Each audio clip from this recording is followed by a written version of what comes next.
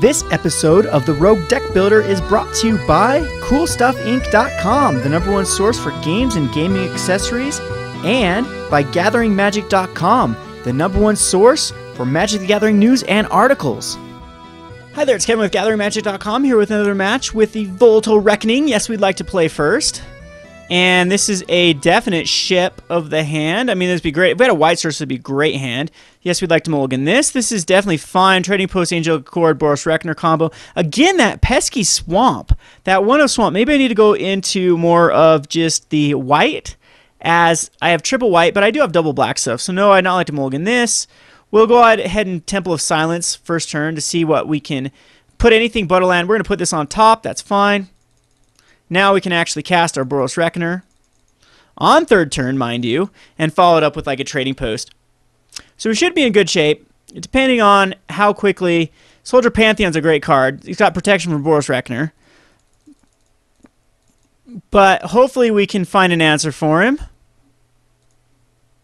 with a Cure. So get a Scry away. We're going to put this on bottom because I have no way to actually cast it right now, even though that is a great card.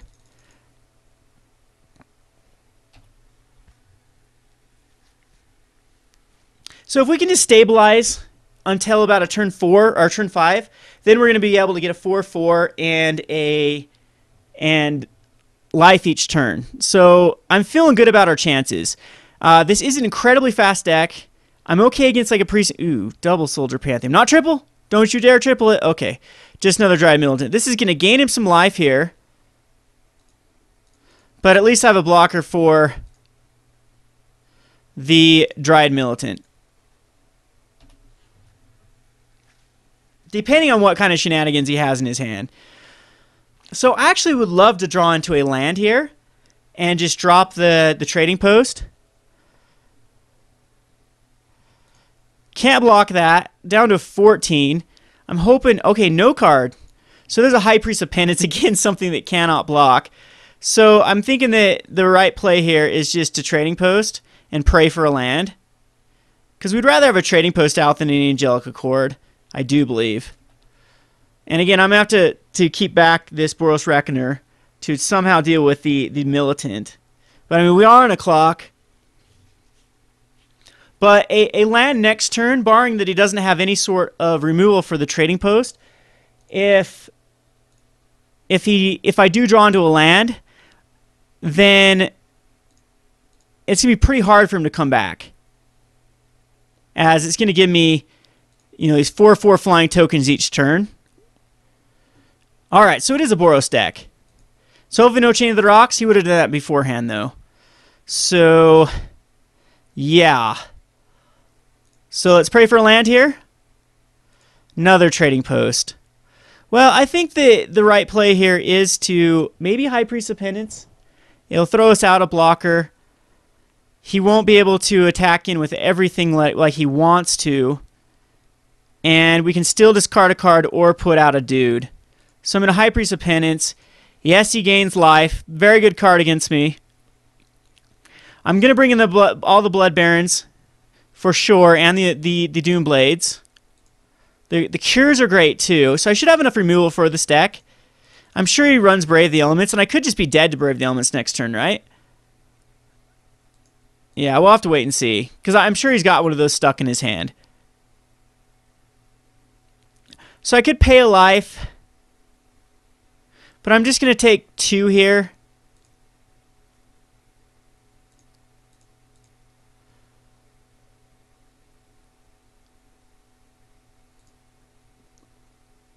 He's going to try to scry for that Brave the Elements. I'm going to put a Goat token into play. Geez, he gave us some pro-white, and then it's unblockable. Yeah, put a 0/1 Goat onto the battlefield.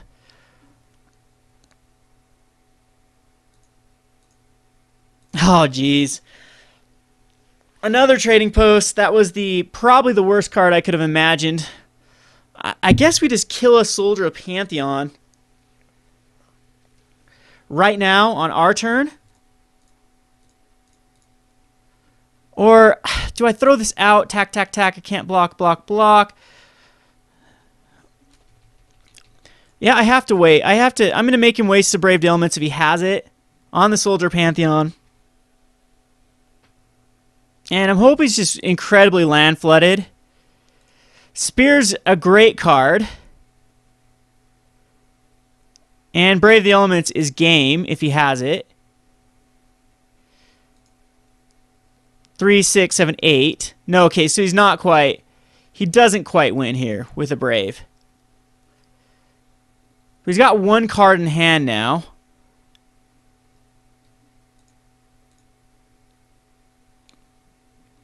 Pro white, so it does give him +2. So let's see, 4, 5, 6, 7, 8, 9, 10. So that is game because that does give him 4. I forgot about that. All right, so I couldn't pull the trigger there on the 4th or the 5th land. The Sin Collector is actually not bad against his deck. They do run well. The Blade of the Elements is just so good, but Blood Baron Viscopa is going to come in, and I believe that Doomblade is going to come in. And Wear and Tear, I guarantee you, he is running Chain of the Rocks, so we'll bring that in. Gifted Immortality is fine. I don't think the Obstot's actually great, too. So I don't know if we need to go high up into these Angelic Accord. I'll keep one in. We'll get rid of some trading posts. We'll get rid of... I think everything else is pretty much good, though. So we'll get rid of another trading post. We'll go down to one of each of those. Just one of the combos. I like the whips, and one of Gift of Immortality. And if we have the combos, we have them. If not, we don't have them. Not a big deal. So I'm still liking this, though. If I can get a Freakish Cure, a Doomblade out early, then I'm golden. I mean, he doesn't have Brave the Elements. I'm sure he runs God's Willing too, but I had to mull there. The hand was okay. It was just the turn 1 and turn 2 was just too much life. Everything in my deck, of course, is multicolored. Volatile Rig will just be a blowout if I can get it out. So, I mean, if there is any deck that this deck is good against, it's definitely this deck. Because it can be incredibly quick, but it also can be pretty clunky compared to like a red deck wins. So we'll see how this works.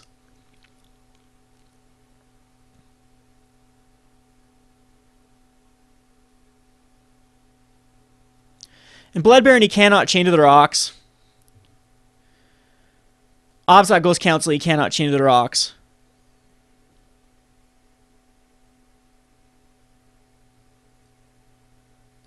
And one thing I want to talk about this deck is the Cure actually has some pretty good synergy with all of my creatures here, except for the Blood Baron now and the Obstot.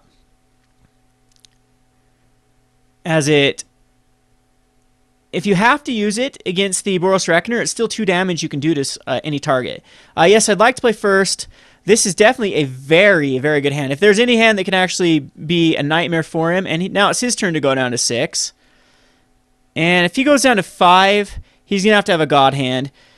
Because I pretty much have close to the nuts here. I will Temple of Silence first turn.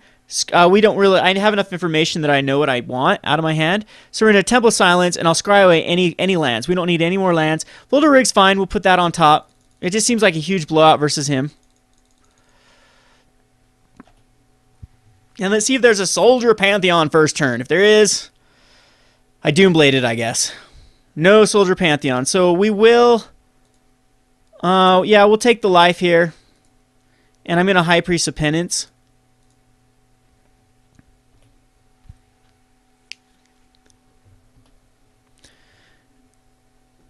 And that should be a big problem for him to deal with. I mean, he's going to have to use a Chain of the Rocks on it.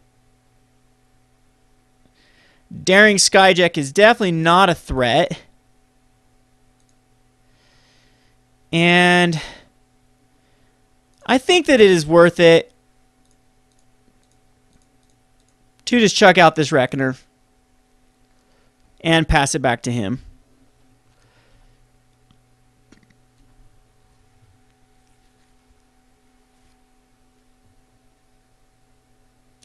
So he can attack for 3.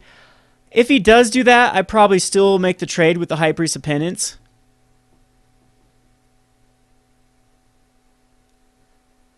I'll just take 3. So if he's smart, he'll just attack with them. Again, I need protection from white is just a blowout. But we have another Reckoner next turn. And we're getting into the range of those Obsidots and Blood Barons.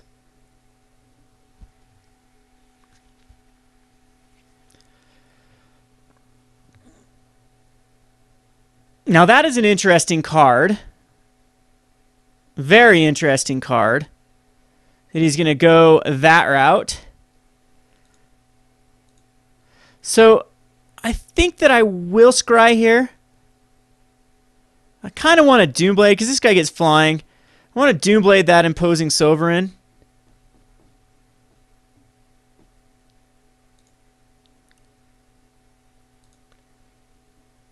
And we're going to definitely put that on top. And I'm going to do it right now.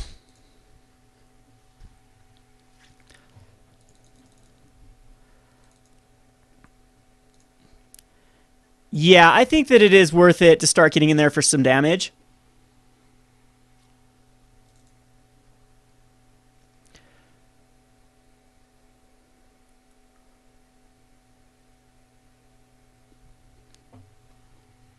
Especially knowing that I have another Reckoner in my hand. He's going to have to deal with both of these.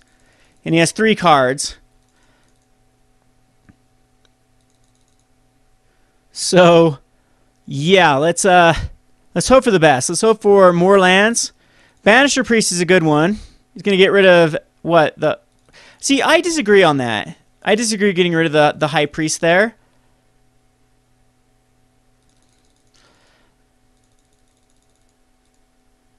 Ew, jeez, it's... Hopefully I had another removal here. See, Whip of Erebos is probably not the right play. If he borrows... See, I still have to worry about that.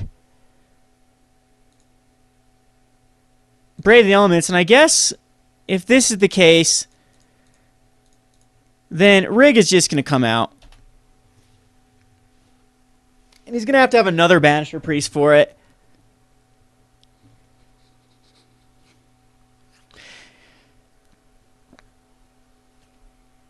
And if he does, he does.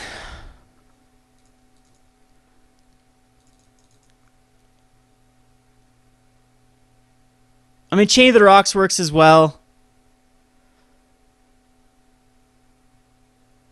Oh.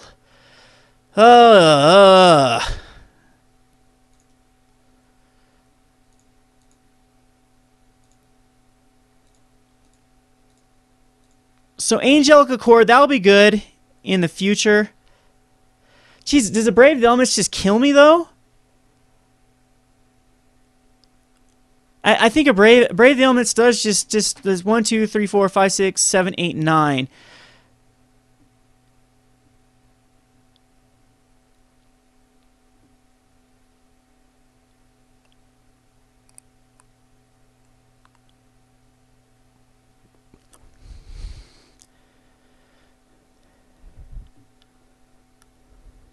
I mean, I want to get this combo going, but I don't think that it is actually feasible. And where the hell is all my removal? I mean, I guess I did have one Doomblade that I shouldn't have used for Imposing Sovereign. Forgot about these guys. I think I have to Boros Reckoner here.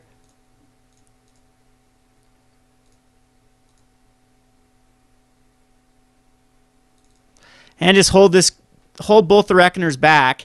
And hopefully he doesn't have another Brave the Elements and another Banisher Priest or a Chain of the Rocks. Or, I mean, it's just, there's lots of things here that just plain kills me.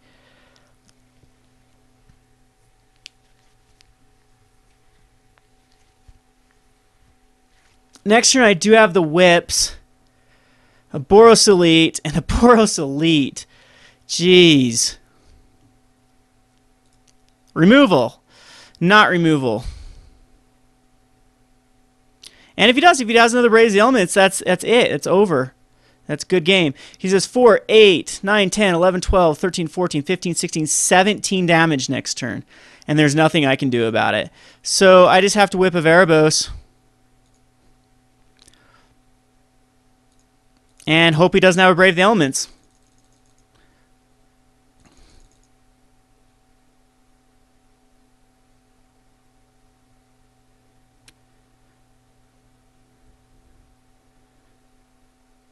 So if he did have the whip or the Brave the Elements, I think he would snap do it, right? Protection, wide attack with everything. But I mean, I'm still in horrible, horrible, horrible shape. I mean, he gets the 3 lands and draws into more and more creatures here. So the card disadvantage is really on my side with not being able to. Well, I need to find an answer for these, and I'll be fine. A Giant Caller Pride. He is going to pump up probably a Banisher Priest. That's interesting.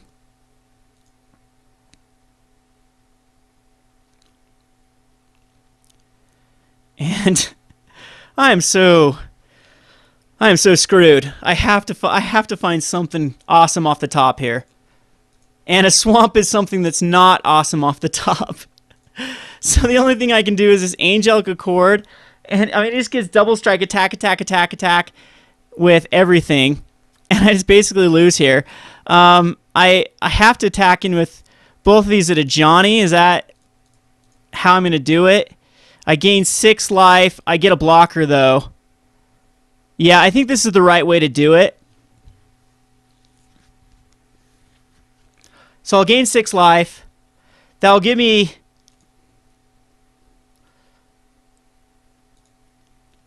an Angel, but I don't know if that'll actually do it. If he's got like another Banisher Priest, it's just over.